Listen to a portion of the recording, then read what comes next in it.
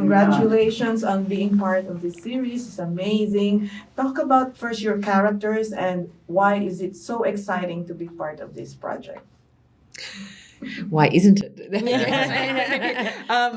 My character is Marigold Brandyfoot. She's a half-foot. She's a matriarch. She's parent to Nori and Dilly and surrogate mum to Poppy and wife to Largo. And her main goal in life is to protect her family and to protect her migratory nomadic tribe.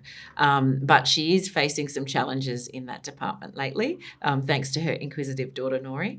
And to be part of this project is quite literally a dream come true.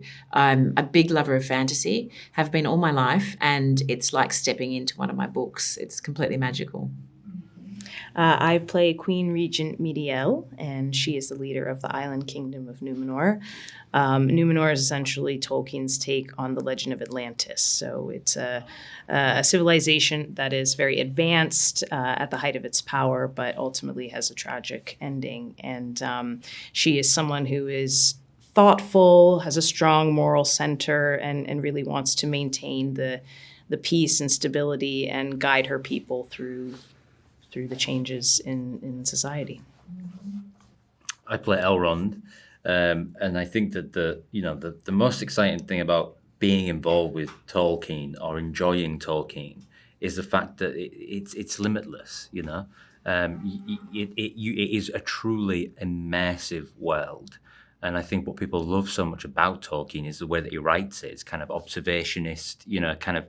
Sometimes when you're reading, especially in the first stage, it's like looking through the crack in a door, and he's kind of describing something. But it gives you the opportunity to come to his work. I love reading Tolkien, and I love how it sets your imagination off. So it's a real gift to be part of anything that's associated with him. For all of you, talk about your reaction when you were on the set filming. You saw all the costumes. They built all these amazing sets. What was your reaction when you were there? For me, the stepping on the set was incredible, but it was actually even before that, stepping into Kate Hawley, our amazing designer. She has this incredible room, which is like a museum to all things Tolkien and to our show, The Rings of Power. And I remember, I think it was my first day meeting everyone when I got to New Zealand and walking into that room and seeing the vision that she had for our show, seeing all the sets and the costumes, but also some of the discarded ideas that still were so rich and full of life.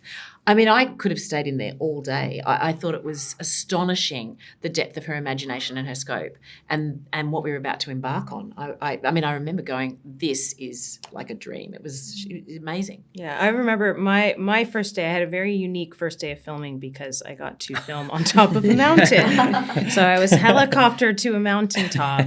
And I just remember, we had to work very quickly on this mountain, obviously, but I remember looking all around, looking at, the landscape of New Zealand. And I just could not believe that not only that I was on top of this mountain, but that I was a part of this. And this is how I was going to get to embark on this journey. So it was really, phenomenal to have the New Zealand landscape as part of our sets as well. Yeah. I remember driving into one of the studios and seeing something going on like over there in the distance. And I was like, what's happening over there? It's like, oh, they're building a city. I remember being like, okay, Numenor is just breathtaking, and when you watch it on the screen, when you see it, it's real, and I think people are going to be really excited about Numenor.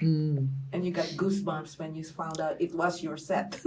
No, it wasn't my set. No, that's the thing. When it's your own set, you have a relationship to it, so you can't really afford too much wow because you have to live in it. That's true. That's true. But when it's somebody else's set, you can kind of, especially when they're building a dock with ships floating in it. You can sort of allow yourself a bit more. That is very true, actually. What was the challenges of filming in New Zealand and there's COVID and all the restrictions? Well, we were really fortunate because at the time that we were there, or at least for me, because I came a little bit later in filming, I went from being in lockdown in the US, and when I arrived in New Zealand, they had managed to really keep COVID at bay. And so in the community, there were no COVID cases. Occasionally, if there were, there would be a snap lockdown and then things would resume. But we were very, very fortunate to really be able to lead what felt like normal life. And in the process, be able to sort of, do this work and work in a way that we're accustomed to, which is very intimate and,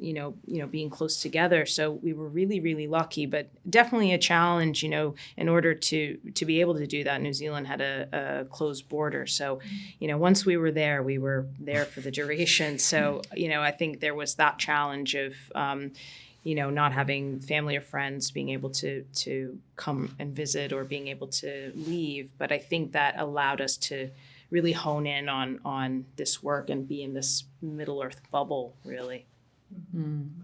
I think for me, the challenge was being away from my family, which was a very long time.